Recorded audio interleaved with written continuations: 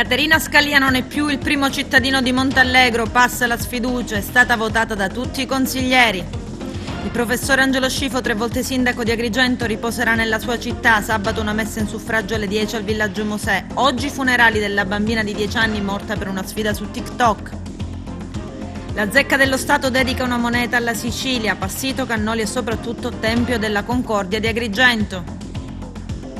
Oggi veniva ucciso il giornalista Mario Francese, domani si ricorda l'Olocausto.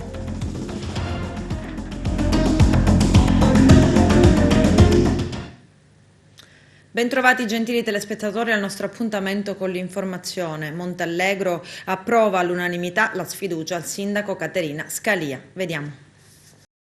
Prima l'annuncio delle dimissioni via social, salvo poi un ripensamento appena 6 giorni fa con l'intenzione di continuare il mandato. Adesso arriva la mozione di sfiducia che è stata approvata ieri sera dal Consiglio Comunale. Caterina Scalia non è più il sindaco di Montallegro. Si scioglie anche il Consiglio Comunale, con il paese dell'Agrigentino che così ritorna al voto. Il sindaco il 27 dicembre scorso aveva annunciato le dimissioni su Facebook per l'impossibilità politica di proseguire il mandato elettorale, aveva scritto. Qualche giorno dopo è arrivata la retromarcia, sempre sui social. Non lascerà questa comunità allo sbaraglio, aveva scritto. Ieri sera invece è stata approvata la mozione di sfiducia avanzata da 4 consiglieri comunali, ma votata all'unanimità. A presentare la mozione sono stati i 3 consiglieri di opposizione Giovanni Cirillo, Delia Todaro, Giovanni Angelo Panarisi e un consigliere che ha abbandonato la maggioranza, Vito Gioacchino Scalia. A votarla tutti e 10 consiglieri comunali. Quindi un sindaco è necessario, io l'ho provato in questo periodo. Quindi se questa amministrazione, questo consiglio si vuole prendere la responsabilità di portare un commissario, gestire un commissario questo comune, che lo faccia. Per me io sono qua pronta a sacrificarmi perché è un mio servizio, sacrificio e servizio per essere sindaco, non è gloria, le glorie non ci sono, c'è sacrificio e servizio. Io sono a disposizione. Naturalmente un sindaco da solo no, non è impensabile. Un sindaco da solo è impensabile. Mi appello al senso di responsabilità. In prima istanza ne abbiamo impostato sono state difficili e non ho avuto possibilità di riflettere, mi riallaccio a quello che avete detto poco fa, che poi ho avuto tempo di riflettere. L'ho scritto perché così lasciamo agli atti questo documento. Allora, le mie decisioni sono state sempre prese con onestà, nel rispetto e nell'interesse della mia comunità.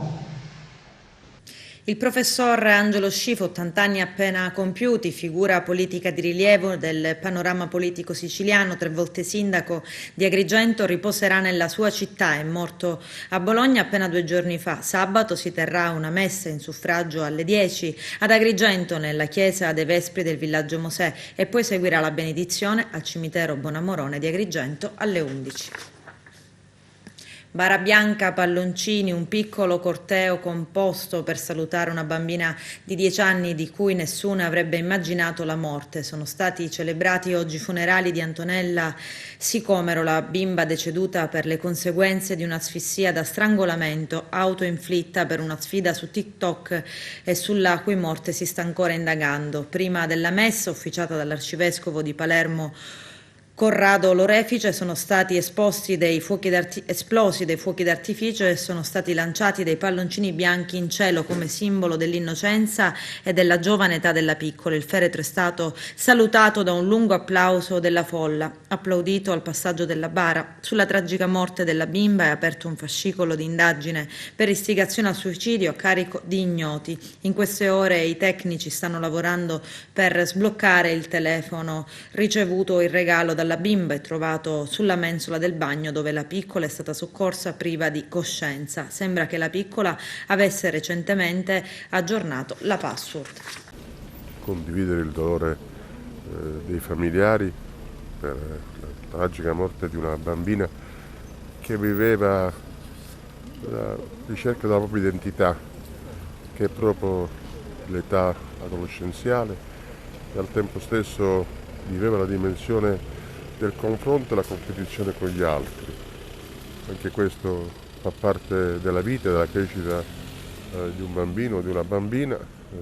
Le potenzialità enormi dei social hanno fatto scoppiare una tragedia che invita tutti a una riflessione sull'uso senza limiti di questi strumenti che distrugge le vite umane. La Procura di Agrigento, tramite il pubblico ministero Chiara Bisso, ha proposto un secondo procedimento a carico dell'ex sindaco di Porto Empedocle, Lillo Firetto, e altri 3 imputati nell'ambito dell'inchiesta sulla presunta falsificazione dei bilanci del comune empedoclino al fine di eludere l'applicazione del patto di stabilità. In particolare, secondo la Bisso, un importo di 756.000 euro inserito nel saldo finanziario del marzo 2015 è illegittimo perché sarebbe stato non esigibile. L'ex sindaco di Palma di Montechiaro Rosario Bonfanti subentra in Consiglio Comunale come primo dei non eletti a Salvatore Montalto, arrestato per associazione mafiosa il 13 gennaio scorso nell'ambito della cosiddetta inchiesta Oro Bianco. Bonfanti sostituisce Montalto nella terza commissione consiliare. Nel comitato di controllo è stato invece eletto il consigliere di minoranza Lucia Vitanza del gruppo Ama la tua città con 9 voti, 3 sono stati i voti per Bonfanti. E a Palma di Montechiaro sono stati inaugurati diversi cantieri lavoro. Il nostro direttore Arturo Cantella. Sono diversi i cantieri di lavoro, le opere pubbliche che il Comune di Palma di Montechiaro ha inaugurato con il sindaco Stefano Castellino negli ultimi giorni, lavori importanti per il loro valore sia finanziario, necessario a dare una boccata d'ossigeno alla locale economia, che per motivi occupazionali e anche per il miglioramento della città. Tra le opere inaugurate, la posa della prima pietra della scuola Guazzelli Livatino, finanziati circa 840.000 euro per lavori di efficientamento energetico, pulitura del canale di Gronda, finalizzato alla mitigazione del rischio idrogeologico di esondazione, un lavoro finanziato dalla Protezione Civile della Regione Siciliana per un valore contrattuale di 435.000 euro e la sistemazione delle vie Galimberti tra la via Cilea e Mattarella. Questo è l'ennesimo cantiere che grazie a Dio riusciamo ad aprire nella nostra città in questi quasi 4 anni. È l'ennesima tappa di un percorso lungo nel quale abbiamo servito e serviamo con orgoglio la città. Questo, come bene diceva, è un intervento di protezione civile, nel quale intervento io sono stato delegato come soggetto attuatore da parte della Regione Siciliana e dall'allora dirigente Foti, che era il direttore generale della protezione civile. È un intervento importante che rientra tra quegli interventi dovuti alla calamità del novembre 2018. Questo intervento prevede appunto la pulitura del canale di Gronda, che è un'opera che è essenziale per mettere in protezione il centro abitato. Parliamo di un intervento che la città attende da più di 30 anni. Considerate che quest'opera è degli anni 80, credo, la realizzazione di quest'opera, e che necessitava evidentemente una pulitura per regimentare e coinvogliare le acque piovane, le acque meteorologiche nel modo corretto, onde evitare smottamenti o problemi di natura idrogeologica. Questo intervento, che verrà portato avanti dalla ditta Nasello, che ha vinto la gara di appalto che è stata effettuata, è un intervento, ripetiamo, di carattere veramente importante, e non solo avremo la possibilità di rigimentare queste acque, ma dove, come proprio in questa viabilità dove ci troviamo, venisse a mancare, come cosa che abbiamo già accertato oggi, anche una parte della rete fognante, verrà completata e messa a regime con tutto il sistema. Questa posa della prima pietra segue 2 pose di prime pietre fatte nelle scorse giornate, che era alla Guazzelli, come lei avrà avuto modo di testimoniare, e le opere di urbanizzazione nella zona del campetto Danilo Dolci, per intenderci. Abbiamo praticamente messo 3 prime pietre nel giro di meno di una settimana. Questa è la testimonianza di come Palma ha ormai intrapreso il giusto percorso di rinascita e di affrancamento e di riscoperta delle sue nobili radici, e che con tutta la forza che questa amministrazione, il Consiglio Comunale tutto, la Giunta, i miei collaboratori e devo dirle, come in questo caso, la sinergia con il governo regionale nella parte che riguarda la protezione civile e anche con il governo nazionale per quanto di competenza, riusciamo a portare avanti le istanze del territorio e a trovare un'interlocuzione seria e proficua. È veramente gratificante poter servire la propria comunità quando i risultati che si raggiungono coincidono non solo con la posa delle prime pietre, ma poi con il taglio del nastro, cosa che prima non si era abituati a fare. Sindaco, arriveranno anche altre novità in cantiere, da quello che sappiamo, se ci può anticipare qualcosa. Un'opera sicuramente, opere importanti che danno anche lustro al vostro ufficio tecnico ben organizzato. In questo momento alla CUC Sviluppo Tirreno 2000 in provincia di Messina è in gara la progettazione esecutiva del porto per più di €1 milione, la progettazione esecutiva del molo foraneo per oltre €300.000, è stata affidata finalmente la progettazione esecutiva della Frana di Ciotta, dove anche lì il sottoscritto è soggetto attuatore, e appena verrà consegnato il progetto manderemo lì in gara i lavori di quell'opera così tanto attesa. Questi risultati si possono raggiungere solo se il sindaco, gli assessori, i consiglieri e i collaboratori sono coadiuvati da un ufficio tecnico che veramente lavora in maniera professionale e con dedizione senza lesinare sforzi, portando avanti quelle che sono i progetti e la visione dell'amministrazione. Solo così tutto ciò si può realizzare come mai fatto nella storia di Palma. Niente, io volevo aggiungere quanto detto dal sindaco, che Palma non era abituata a tutti questi tagli di nastri e questa amministrazione in 3 anni ha tagliato molti nastri e noi diciamo che stiamo ricevendo tantissimi finanziamenti. E poi che dire, come ha detto bene il nostro sindaco, questo è un lavoro importantissimo per la nostra comunità, e il canale di Gronde che attraversa quasi tutto Palma di Montechiaro verrà pulito, e continuo a dire, noi siamo sempre nell'interesse collettivo e questa amministrazione sta lavorando per portare delle migliorie nel nostro paese. Passito, Cannolo e Tempio della Concordia, la Zecca dello Stato ha dedicato alla nostra regione una moneta. C'è servizio. Dalla serie numismatica Cultura enogastronomica italiana Sapori d'Italia, ecco l'immagine ufficiale della moneta da €5 che l'Istituto Poligrafico e Zecca dello Stato emetterà quest'anno. Passito e Cannolo siciliano, è una delle 15 monete della collezione 2021. Nel rovescio è presente la sagoma del Tempio della Concordia della Valle dei Templi di Agrigento, per la prima volta in assoluto immortalato su una moneta ufficiale della Repubblica Italiana. Orgoglioso il presidente della regione Nello Musumeci afferma: alla Zecca dello Stato va l'apprezzamento mio personale del governo della regione per aver voluto celebrare la Sicilia attraverso i simboli di eccellenza della nostra tradizione e cultura millenaria. Questo periodo di pandemia, prosegue Musumeci, ha messo a dura prova 2 settori produttivi come quello dell'enogastronomia e del turismo, strategici per l'economia dell'isola. Ma riconoscimenti come questo devono spronarci a fare ancora di più e meglio affinché, passato l'incubo del Covid, la Sicilia possa tornare a essere protagonista, ritagliandosi un ruolo di primo piano al centro del Mediterraneo. Questa è una delle 15 monete, riproduce il Cannolo siciliano, il Passito, il Tempio della Concordia della Valle dei Templi. Il cartello sociale è nato circa un anno fa per rispondere alle fatiche e alle difficoltà dell'isolamento del territorio agrigentino. Si è riunito ieri per fare il punto sulla situazione attuale. Il nostro direttore Arturo Cantella era lì. È passato un anno dalla manifestazione tenutasi lo scorso 25 gennaio che ha visto esordire il cartello sociale con in testa Don Mario Sorce, coadiuvato dai sindacati CGIL, CISL e UIL.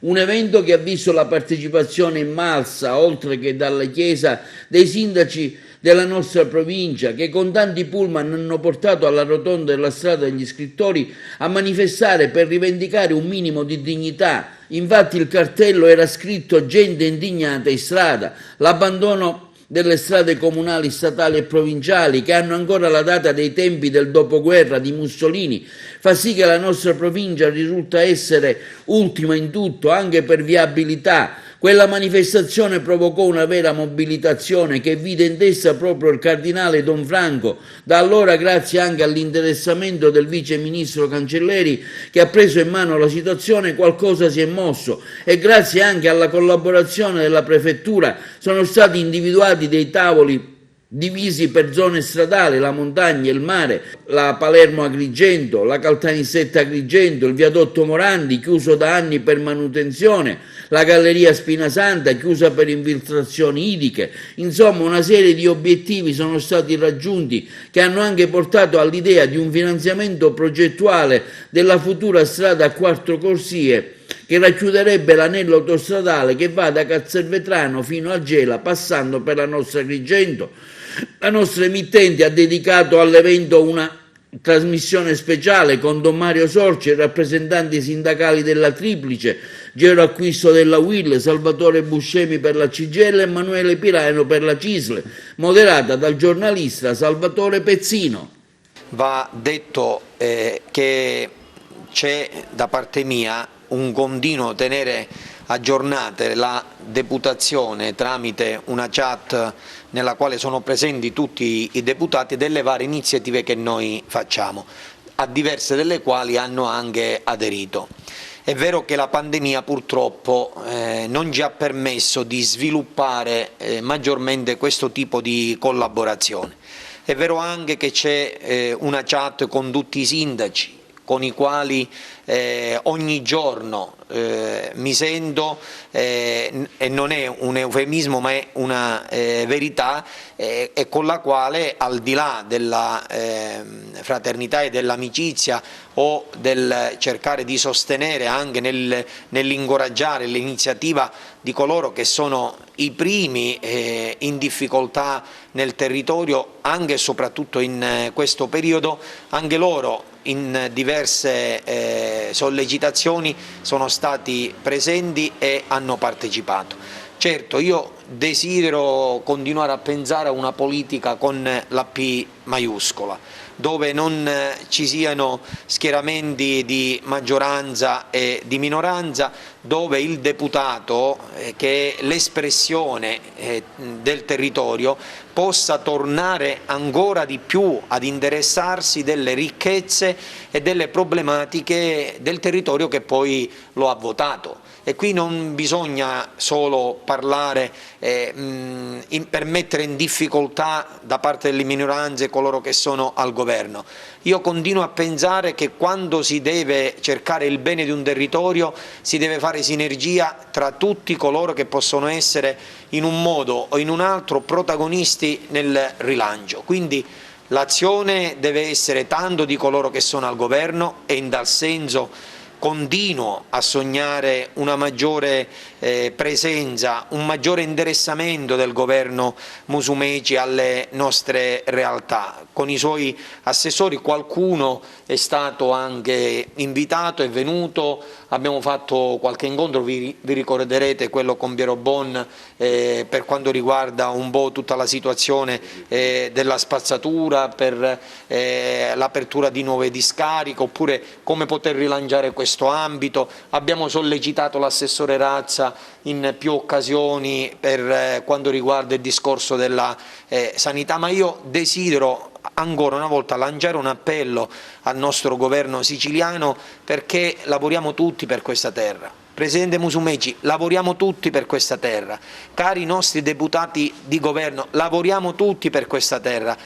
Operazione Bivio, la mafia sfrutta il Covid. A Palermo 16 fermi nel mandamento di Tommaso Natale. Vediamo. Durante il lockdown imposto dalla pandemia tuttora in corso, Giuseppe Cusimano era sempre attento ai bisogni delle famiglie più indigenti dello Zen di Palermo, e non certo per la sua grande generosità. Cercava consensi, sì, perché era il nuovo capo mafia della periferia palermitana. I carabinieri del nucleo investigativo lo hanno tratto in arresto questa mattina. Contro di lui un provvedimento di fermo emesso dalla procura che coinvolge altre 15 persone che avrebbero ricostituito un pericoloso clan, quello di Tommaso Natale, nella parte occidentale della città. I carabinieri di Palermo hanno eseguito 16 fermi di indiziato di delitto nei confronti di altrettanti cittadini italiani responsabili di associazioni di tipo mafioso, tentato omicidio, estorsione ed altro. L'attività, coordinata dalla Direzione Distrettuale Antimafia di Palermo, ci ha consentito di intervenire preventivamente in contrasti forti, anche violenti, dell'organizzazione mafiosa Cosa Nostra e del potente e storico mandamento di San Lorenzo Tommaso Natale, che cercava di riorganizzarsi con contrasti interni a seguito del tentativo scoperto dai carabinieri 2 anni fa di riorganizzare la cupola mafiosa sulla provincia di Palermo.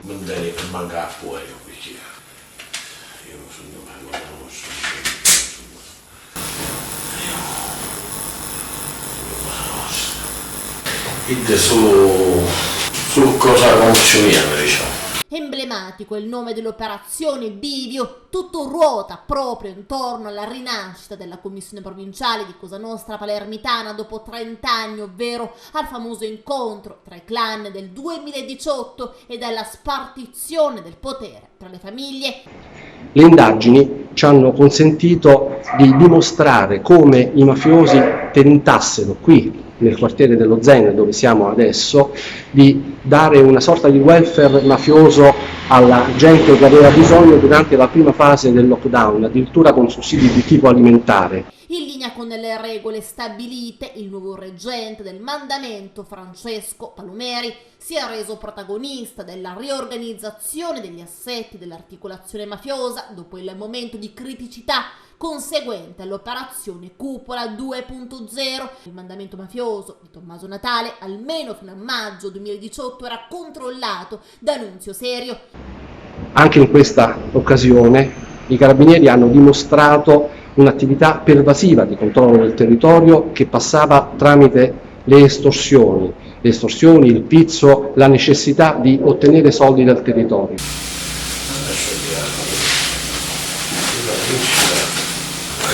Diciamo, sul poco, c'è una mia, e come fanno a decidere? Innanzitutto il rappresentante della famiglia non decise che non so come decidere.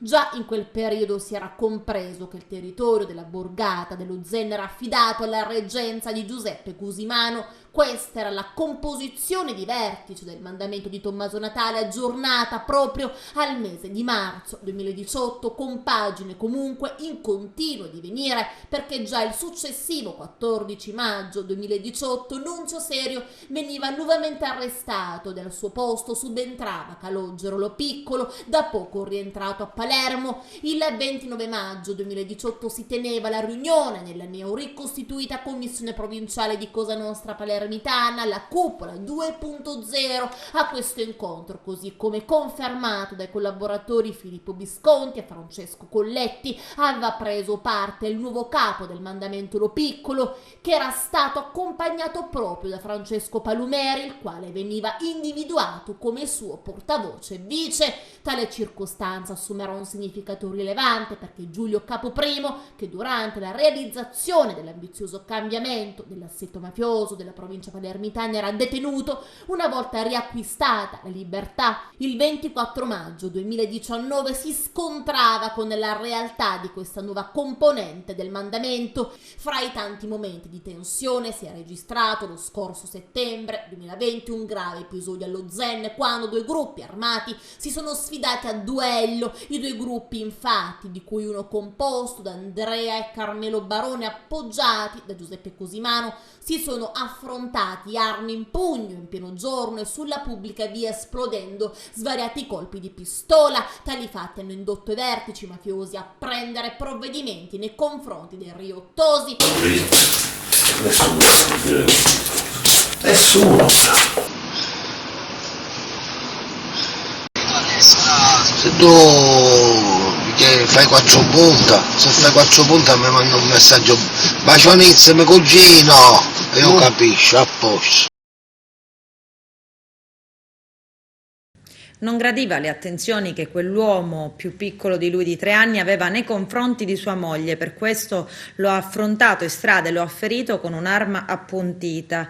È l'accusa contestata a un 78enne che è stato arrestato per tentativo di omicidio da agenti della squadra mobile di Catania. Le indagini erano state avviate dopo che la vittima era stata medicata nel pronto soccorso dell'ospedale Garibaldi Centro, un'ampia ferita profonda sotto il padiglione auricolare sinistro del lobo dell'orecchio. Gli accertamenti della polizia hanno permesso la ricostruzione dell'accaduto anche grazie alla visione di un filmato di una telecamera di videosorveglianza che ha ripreso l'aggressione avvenuta in via Plebiscito nello storico rione San Cristoforo.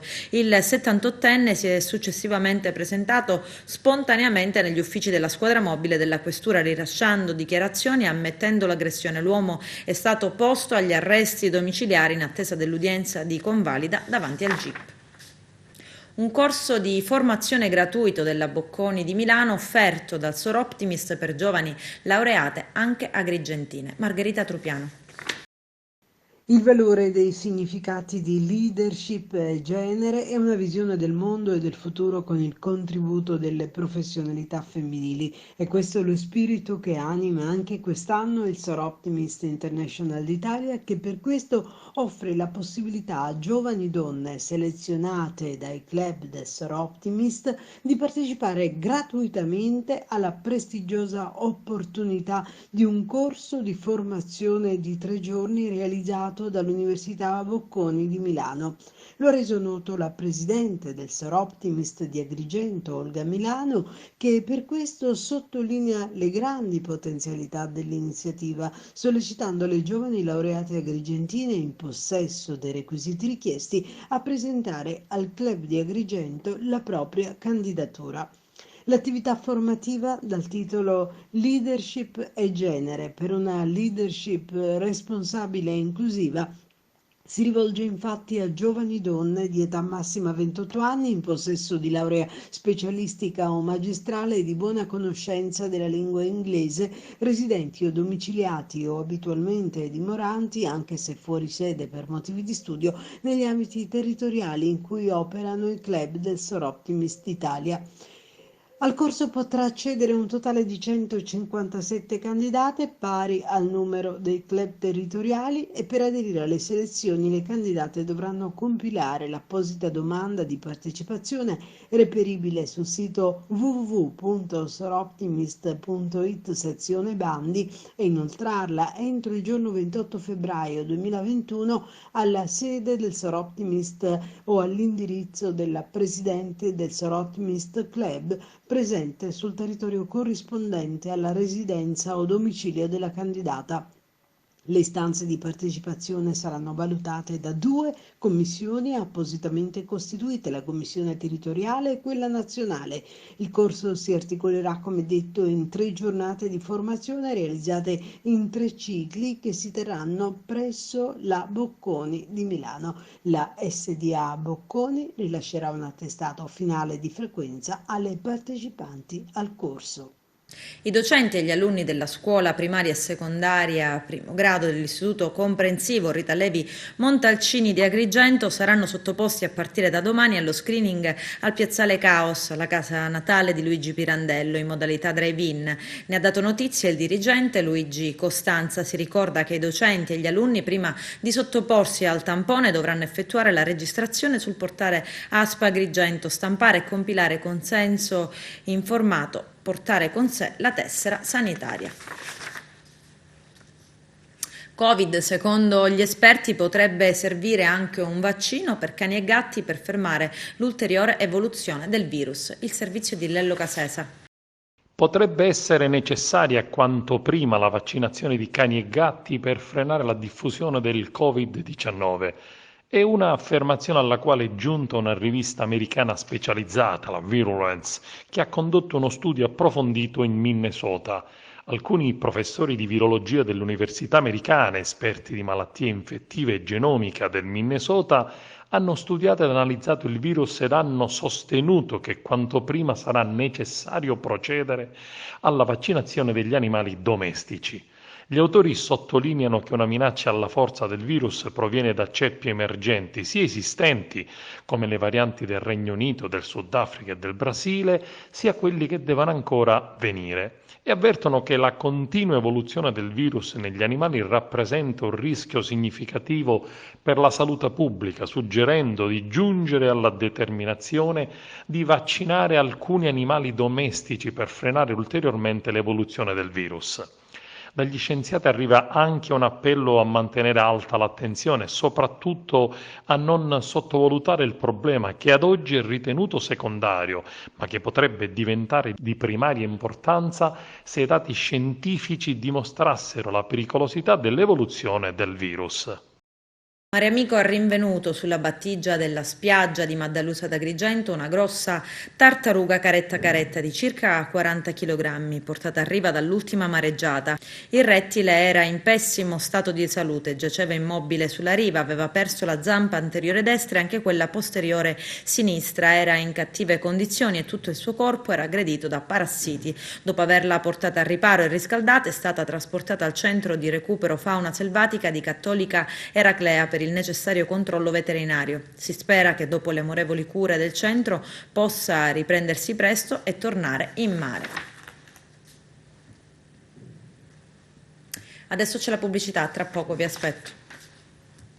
Il giornalista Totò Castelli ha inoltrato la richiesta di intitolare una via o una piazza di Ribera allo scrittore di Racalmuto Leonardo Sciascia. Vediamo. Totò Castelli, noto giornalista di Ribera, lancia un suo appello ai rappresentanti del comune affinché una piazza, una via di Ribera venga dedicata allo scrittore di Racalmuto Leonardo Sciascia. Totò Castelli, con una nota inviata al sindaco di Ribera Matteo Ruvolo, agli assessori comunali, al presidente del consiglio comunale Vincenzo Costa, ai consiglieri comunali, ha inoltrato quindi una richiesta di intitolare una via o una piazza della città di Ribera allo scrittore di Racalmuto Leonardo Sciascia.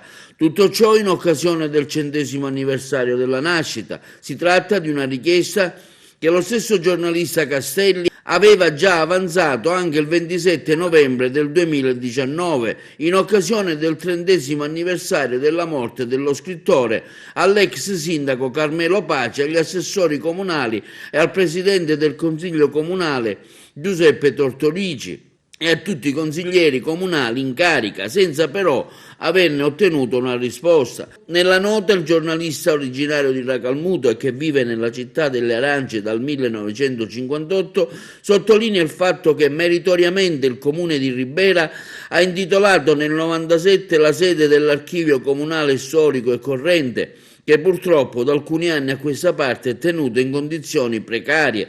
Alla base della richiesta, afferma Castelli, anche la considerazione dell'alto valore culturale e sociale espresso dallo scrittore racalmutese nel corso della sua lunga attività letteraria e politica e riferimenti in alcune sue opere a personaggi riberesi. Nel novembre del 2019 avevo richiesto all'amministrazione comunale guidata dal sindaco Pace e ai consiglieri comunali guidati dal presidente Giuseppe Tortorici di intitolare una via o una piazza di Ribera allo scrittore di Racalmuto Leonardo Sciascia. La richiesta si fondava sul fatto che allo scrittore di Racalmuto, tra l'altro, è intitolato l'archivio storico comunale, attualmente un po' in crisi, a dire la verità, e che ha bisogno di qualche aggiustamento. La richiesta era stata avanzata in occasione del 30° anniversario della morte di Leonardo Sciascia. Purtroppo, per motivi non conosciuti, quella richiesta non è andata in porto. Ritenendo che lo scrittore di Racalmuto merita di essere ricordato nella città di Ribera, anche perché, oltre alla questione dell'archivio a lui intitolato, più volte si è dedicato a personaggi della città di Ribera, ho pensato di reiterare la richiesta all'attuale amministrazione comunale guidata da Matteo Ruvolo e al consigliere comunale, tutti guidati dal presidente Enzo Costa. Che dire, sono molto fiducioso, spero che questa nuova richiesta che ho ritenuto di avanzare anche in questo caso in occasione di un evento particolare, e cioè il 100° anniversario della nascita dello scrittore della Calmuto, possa andare in porto, e quindi che Sciascia anche a Ribera per l'occasione possa essere ricordato come merita, essendo uno dei più grandi scrittori che la nostra terra ha dato, e che ha dato, oltre che alla nostra terra, al mondo intero. Oggi è l'anniversario dell'omicidio del giornalista Mario Francese, ucciso a colpi di pistola il 26 gennaio 1979 sotto la sua abitazione a Palermo. C'è il servizio.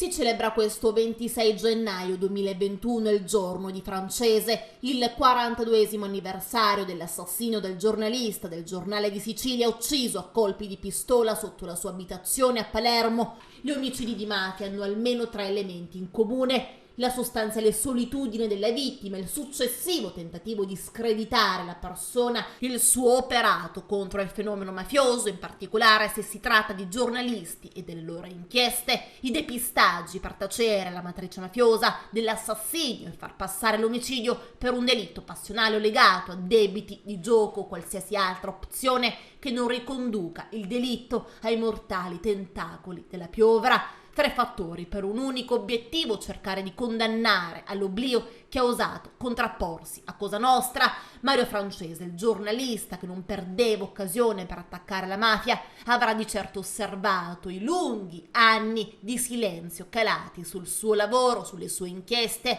su quegli articoli che, come confermato dal collaboratore di giustizia Gaspare Mutolo, davano fastidio a chi aveva fatto del malaffare la propria ragione di vita. Considerato uno dei primi giornalisti investigativi, Francese era alla costante ricerca della verità, che perseguiva consumando letteralmente le suole delle scarpe, era tra i primi a recarsi laddove le notizie prendevano forma e analizzava attentamente i fatti, narrandoli poi con uno stile asciutto, concreto ed efficace, ricco di dettagli e informazioni. Era stato il primo a rivelare l'ascesa dei Corleonesi, a chiamare commissione il vertice della cupola di Cosa Nostra, e l'unico a intervistare Ninetta Bagarella, all'epoca fidanzata di Totò Riina e sorella di colui che anni dopo sarà il suo assassino, Leoluca Bagarella. Le sue inchieste ancora oggi sono mappe grazie alle quali orientarsi nelle intricate vicende di stampo mafioso, perché ciò che contraddistingueva Mario Francese era proprio la sua capacità di fare nomi e cognomi dei soggetti coinvolti nelle indagini che svolgeva, come avvenuto in occasione delle stragi di Ciaculli e di Viale Lazio. Le sue inchieste, del resto, lo avevano portato ad indagare su vicende che attestavano l'esistenza più concreta e navigata di collegamenti tra la mafia e le istituzioni. La più nota forse è quella legata ai lavori per la diga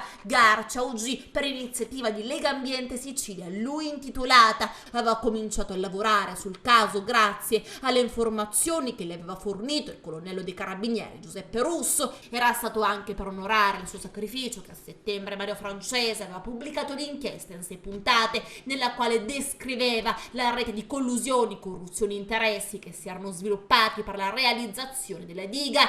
La sera del 26 gennaio 1979 Mario Francese, lo stesso che aveva scoperto che dietro la sigla di una misteriosa società, la Risa, si nascondeva Riina, aveva finito da poco il proprio turno in redazione e si era congedato dai colleghi con il tipico saluto che riservava loro: uomini del Colorado, vi saluto e me ne vado. Aveva parcheggiato la propria Alfa Romeo sotto casa in Viale Campania, sceso dall'auto Leoluca Bagarella lo raggiunse e gli sparò 6 proiettili con una calibro 38 alle spalle. Francese aveva 53 anni, 20 anni di silenzio al quale però la famiglia non si è mai arresa, in particolare Giuseppe, che aveva 12 anni all'epoca dell'assassinio del padre, aveva recuperato tutti gli articoli firmati da Mario Francese, li aveva trascritti al computer, realizzando così il dossier che ha consentito di riaprire le indagini. La devozione filiale di Giuseppe è stata il perno della sua esistenza attraverso la ricerca, la cura e la custodia degli articoli del padre assassinato. La sentenza di primo grado elogia così Mario Francese, straordinaria capacità di operare collegamenti fra i fatti di cronaca più significativi, di interpretarli con coraggiosa intelligenza e di tracciare così una ricostruzione di eccezionale chiarezza e credibilità sulle linee evolutive di Cosa Nostra. Queste le motivazioni della sentenza d'appello. Mario Francese rappresentava un pericolo per la mafia emergente proprio perché capace di svelarne il suo programma criminale. Domani, giornata della memoria, il 27 gennaio, vengono ricordate milioni di vittime rinchiuse e uccise nei campi di sterminio nazisti. Vediamo. Quest'anno è il giorno della memoria, l'anniversario della liberazione di Auschwitz arriva carico di minacce e di dubbi. Come sempre ricordare sarebbe già un dovere in sé, ma serve anche perché la Shoah, ovvero lo sterminio degli ebrei e più in generale l'Olocausto, non si ripetano mai più nella storia presente ma soprattutto futura. Quest'anno sulla memoria indimenticata cade il peso, la minaccia del negazionismo social. Quanti negano la pandemia, cioè la scienza, spesso negano anche la Shoah, cioè la storia, ricorrendo agli stessi trucchi. Si prende un dettaglio, ad esempio, dov'è l'ordine scritto di Hitler di sterminare gli ebrei e lo si usa per spargere dubbi sull'insieme. Le testimonianze, i filmati, i processi, a che scopo? Non certo per amore della storia, semmai nella speranza folle che la storia si ripete. Questo non possiamo permetterlo. Il Fatto Quotidiano dedica un pezzo alla memoria che deve vivere in eterno. Il dubbio sollevato da storici insospettabili è che, detto brutalmente, troppa memoria faccia male, che le celebrazioni ufficiali e le leggi contro fake news, incitamento all'odio e al razzismo alimentino il negazionismo invece di prevenirlo. Edith Brooke, testimone della Shoah, ammette: ho paura per i giovani, il futuro non sembra roseo, ogni giorno per me è un giorno della memoria. La prima obiezione che si potrebbe fare sugli storici è anch'essa storica, una questione di date e di logica. Le cerimonie, le leggi si sono diffuse a partire dagli anni 90 dopo la prima ondata di negazionismo. Obiezione non decisiva, però dopo tutto è vero, come denunciano gli storici, che dagli anni 90 in poi negazionismi, razzismi e neonazismi sono aumentati esponenzialmente, soprattutto in rete, tracimando poi nella società. Gli storici hanno dunque ragione a sostenere che ci vuole più storia anche nelle scuole. Non che ci voglia meno memoria, semmai ci vuole meno memoria retorica, ipocrita, noiosa. C'è la vita prima delle leggi razziali e della guerra, c'è la vita dietro l'esclusione dalla scuola, la derisione, le limitazioni imposte agli ebrei, e c'è la vita dopo l'arrivo dei nazisti a Roma senza perdere la dignità, ma l'anima. Un popolo ha pagato ingiustamente. Per chi? Per cosa? Per quale losco viscido e ragionevole movente? Domani, seppur con tutte le limitazioni che il periodo purtroppo impone, sarà doveroso gettare lo sguardo indietro, ma il cuore però solo in avanti. Il comune di Messina è alla ricerca di chi possa sfruttare il pilone di Faro, uno dei simboli dello stretto. C'è il servizio. Da Levante a Ponente, la mareggiata di maestrale delle ultime ore ha ferito ancora una volta il lungomare di Capodorlando. I maggiori danni nel centro della città, dove le onde hanno risucchiato a mare buona parte della piazzetta del lungomare Andrea Doria ed ora minacciano addirittura la strada. A Ponente invece è emergenza ambientale perché è crollata parte della strada che porta al depuratore di Tavola Grande. Le onde hanno spezzato la condotta fognaria e ora i reflui sversano a mare, inquinando un vasto tratto di costa. In ambedue i siti i crolli erano annunciati da mesi perché l'erosione della costa aveva privato della difesa della spiaggia molti tratti del litorale orlandino. Se non si interviene subito, alle prossime mareggiate si rischia di compromettere il sistema della circolazione stradale della città per l'eventuale chiusura del lungomare e la chiusura di molte attività economiche, con ripercussioni immaginabili all'occupazione. È da anni che questo tratto di spiaggia è a rischio e la distruzione della piazzetta ha confermato i timori. La pandemia Covid-19 aveva già inflitto un duro colpo al settore della ristorazione. Questo crollo aggrava ulteriormente la situazione. Dopo i cedimenti registrati in due parti del territorio comunale, è stato costituito a Capodorlando il centro operativo comunale per il censimento dei danni, il coordinamento dei servizi e la pianificazione degli interventi. Nella relazione inviata alla Protezione Civile regionale, l'ufficio tecnico comunale ha stimato danni per complessivi 500.000 euro. Il sindaco Ingrilli e il vice sindaco Aldo Sergioleggio, nella qualità di assessore alla Protezione Civile, ha immediatamente contattato la Protezione Civile regionale e la struttura commissariale contro il dissesto idrogeologico della regione siciliana, coordinata dal presidente Nello Musumeci e diretta da Maurizio Croce. Con questo è tutto, termina qui l'edizione del telegiornale. Grazie per la gentile attenzione e per essere stati con noi. A presto.